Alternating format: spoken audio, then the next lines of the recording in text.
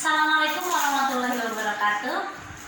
Semoga kalian semua dalam keadaan sehat walafiat tanpa kekurangan satu apapun, sehingga kita semua bisa mengikuti pembelajaran daring ini dengan semangat dan senang hati.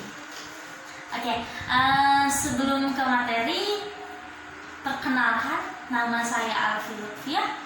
Saya biasa dipanggil dengan sebutan Ibu Alfi. Saya sebagai guru mata pelajaran bimbingan dan konseling.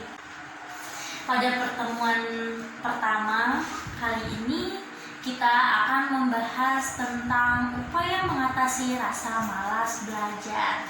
Sebelum ke upaya, kita harus mengetahui malas itu apa sih? Rasa malas itu apa sih? Gitu ya. Rasa malas adalah tidak mau berbuat sesuatu atau segan, enggan untuk berbuat sesuatu, tidak suka untuk melakukan sesuatu, dan tidak bernafsu untuk melakukan sesuatu. Itu yang disebut dengan malas. Oke? Lalu malas belajar apa?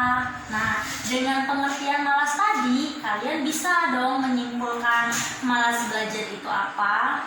Nah, malas belajar itu yaitu kalian tidak mau belajar, enggan untuk belajar, kalian tidak suka belajar, dan kalian juga tidak bernafsu untuk melakukan pembelajaran.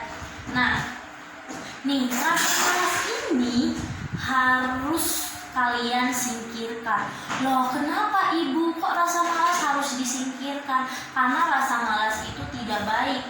Seperti ada pepatah yang mengatakan, rajin pangkal pandai, malas pangkal bodoh. Kalian nggak mau dong menjadi anak yang bodoh, makanya rasa malas itu harus disingkirkan.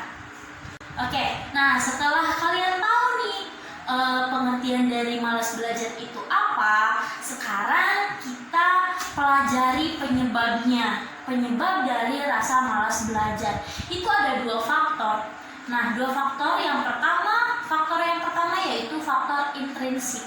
Apa itu faktor intrinsik? Faktor intrinsik adalah faktor yang ada pada diri kalian sendiri, yang timbul dari diri kalian sendiri, itu faktor intrinsik. Lalu faktor ekstrinsik itu adalah faktor yang timbul dari lingkungan kalian, begitu. Nah, dari faktor intrinsik dan faktor ekstrinsik juga ada beberapa faktor. Di antaranya dari faktor intrinsik, yang pertama ada kurangnya waktu bermain.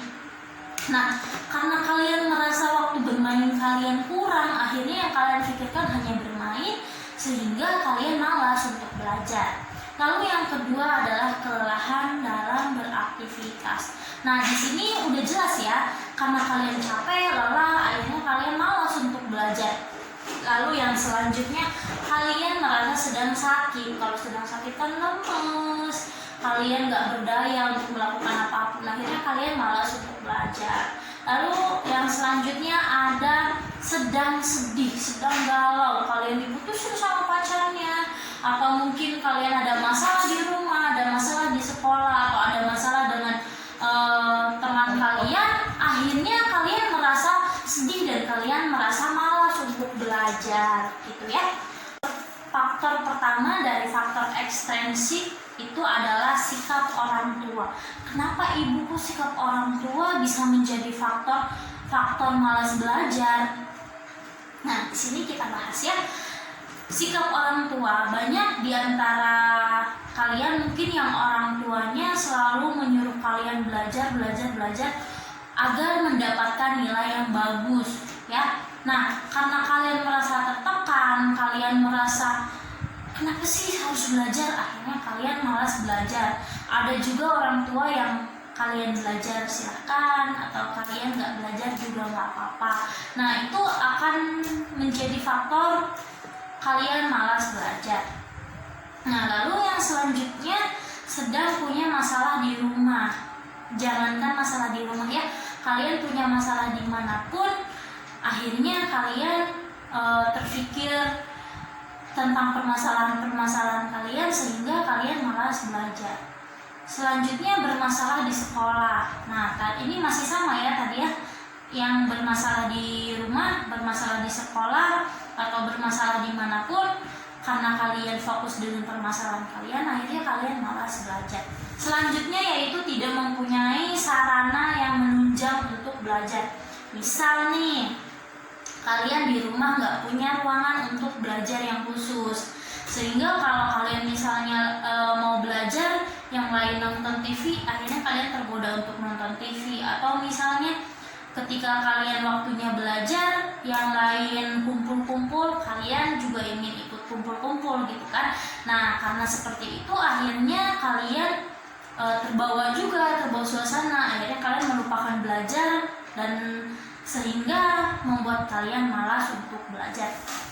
Nah, yang selanjutnya suasana rumah. Suasana rumah juga bisa nih yang kayak tadi saya sebutkan. Misal suasana rumah di rumah tuh rame terus banyak orang, atau misal suasana rumahnya nggak bikin kalian nyaman gitu. Nah, itu bisa menyebabkan kalian malas belajar. Nah, jadi jelas ya di sini ya untuk penyebab kalian malas belajar ya. Tadi ada dua faktor, faktor intrinsik dan faktor ekstrinsik.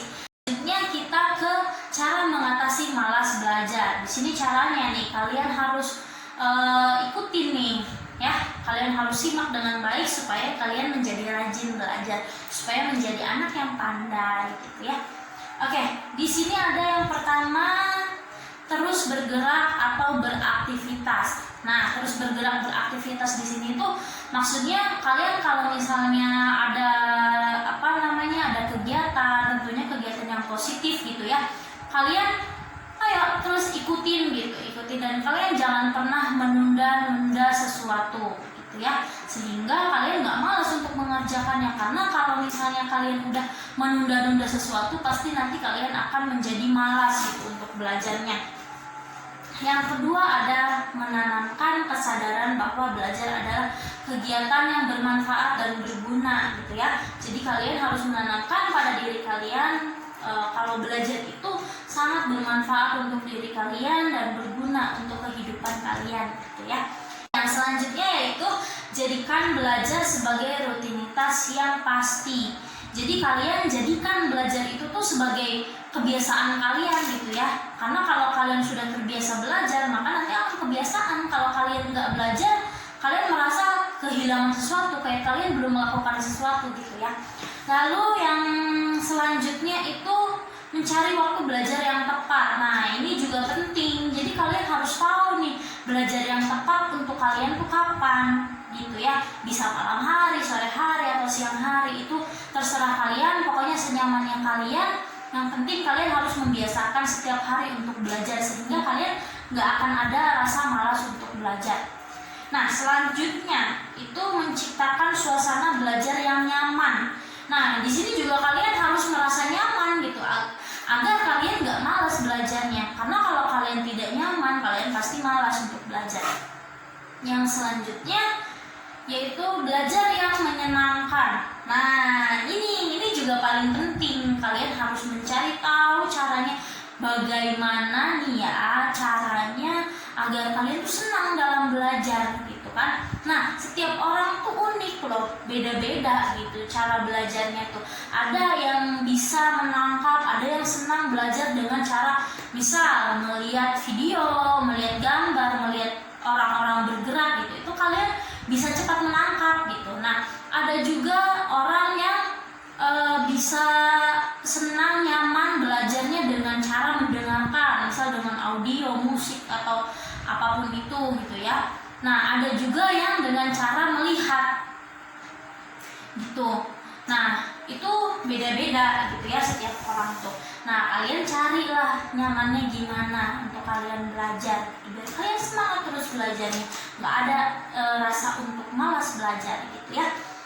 Nah, yang selanjutnya yaitu berpikirlah bahwa kita pasti bisa. Nah, di situ banyak yang insecure atau banyak juga yang merasa saya udah belajar, udah gimana juga tetap aja nggak bisa. Nah, itu harus dihilangkan pemikiran seperti itu. Jadi kalian tuh harus berpikir positif bahwa kalian tuh bisa. Kalau saya belajar, saya berusaha, saya pasti bisa gitu ya.